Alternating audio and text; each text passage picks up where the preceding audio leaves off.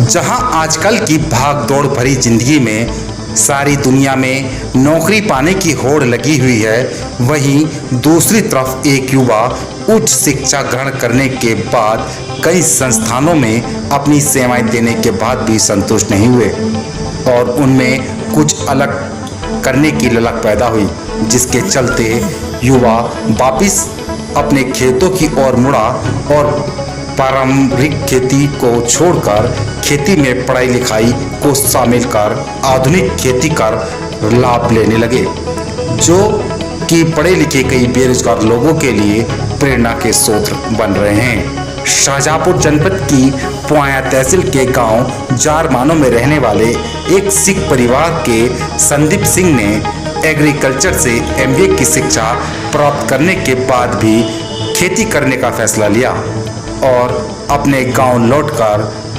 खेतों में फलों के साथ साथ अन्य कई सब्जियां, अनाज आदि उत्पन्न कर नई मिसाल पेश की है, जो कि कई पढ़े लिखे बेरोजगार लोगों के लिए प्रेरणा के स्रोत हैं।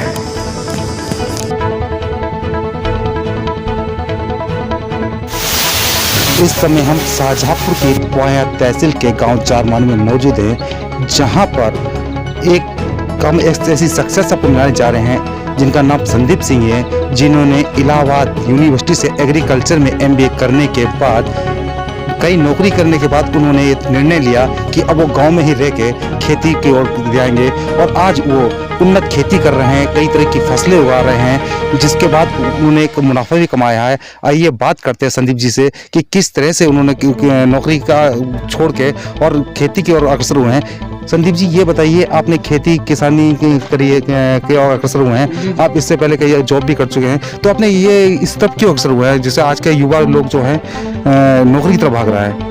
सर, आपने इतनी हाई क्वालिफाइड के आपने खेती अपनाई है, क्या कारण? सर, मैंने टेक्नोलॉजी पे खेती की है, जो टेक्नोलॉजी अच्छी आ रही है उस पर की है, फार्मिंग की है, अच्छी अच्छी वैरायटियों के बारे में सर्च किया, उसके बारे में ये मैंने बीज बोया है, ये खरबूजे का बीज है, ये बॉबी है, ताइवान की वैरायटी बोली जाती है, वो मैंने लगाई है जी। और मतलब फार्मर जो है पढ़ा लिखा फार्मर भी हो सकता है, उसको फार्मिंग की तरफ जाना चाहिए और मतलब एक टेक्नोलॉजी पे करना चाहिए, वर्क करना चाहिए। ठीक है जी।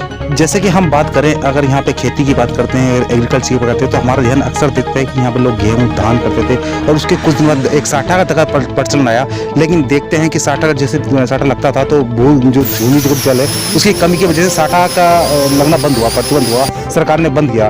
तो आपने ये क्षेत्र साठा से भी ज़्यादा जाना जाता था कि साठा जैसे कह रहा, तो साठा बंद हुआ है, तो इससे आपको खेती से? सर, मैं साठा के तो मैं हमेशा खिलाफ रहा हूँ। साठा एक अच्छी खेती नहीं थी, और हमारे जितना ज़्यादा रसायन हम साठे में यूज़ करते थे उससे कैंसर और ये चीज़ें हमारी हो रही थी। जैसे पंजाब देख लीजिए आप, पूरा दुआबा क्षेत्र है या कोई भी क्षेत्र है, वहाँ पे जो साठा होता था वहाँ पे गवर्नमेंट ने प्रतिबंध लगाया, तो वहाँ पे पूरा इलाके जो है कैंसर से प्रभावित हो गए हैं। तो वो अगर यहाँ पे गवर्नमेंट ना प्रतिबंध लगाती तो ये क्षेत्र भी हमारा जो था कैंसर से प्रभावित हो जाता। जी जी, बहुत ज़्यादा। जैसे हम बात करें कि आपने ये साठा लगाया और साठा के प्रतिबंध हुआ, आप मानते हैं कि साठा प्रतिबंध हुआ, अच्छा हुआ है कि साठा प्रतिबंध हुआ, और हम देख रहे हैं कि आपने खेती में अच्छे खरबूजे ये लगाए हैं और ये ताइवान क्या बता रहे हैं, तो एक मार्केट में और भी खरीदे के खरबूजे आते हैं, तो इन खरबूजे की खास बात क्या है और इनका वैरायटी का नाम क्या है? इस वैरायटी का नाम बॉबी है, ये ताइवान की वैरायटी है। इसमें 16% से लेकर 18% तक मीठा होता है, शुगर होती है।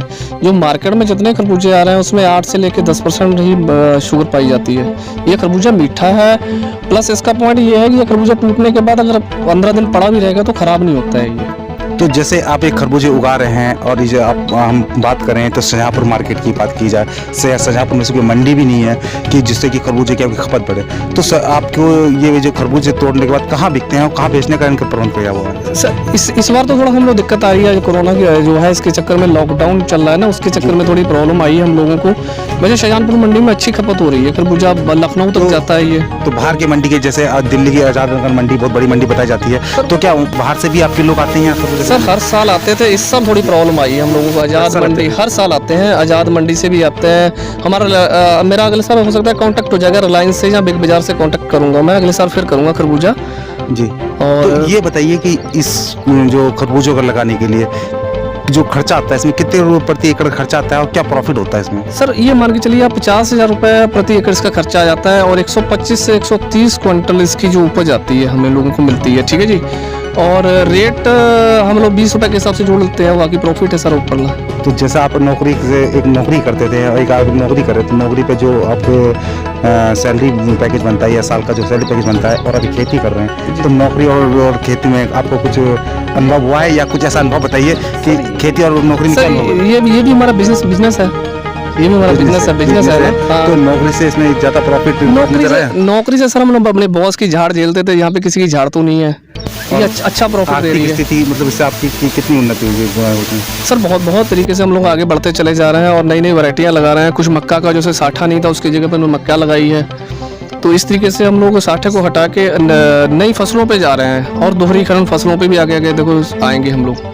जैसा कि हमारे साथ ये संदीप जी थे, इन्होंने अच्छी उच्च शिक्षा प्राप्त करने के बाद इन्होंने एग्रीकल्चर को अपना बिजनेस की तरह अपनाया है। लोग जो पहले करते थे खेती को वो परंपरा के रूप में करते थे, लेकिन इन्होंने खेती को बिजनेस के रूप में किया है और अच्छी खेती से अच्छा प्रॉफिट उठा रहे हैं। जो पढ़े लिखे बेरोजगार हैं, जो एग्रीकल्चर से बड़े बड़े शहरों में जाके नौकरी ढूंढ रहे हैं, उनके लिए संदीप जी जैसे शख्स जो है प्रेरणा के स्रोत हैं। स्टार इंडिया खबर के लिए वीडियो जर्नलिस्ट रामानुज के साथ मैं अश्विनी शुक्ला, शाहजहाँपुर।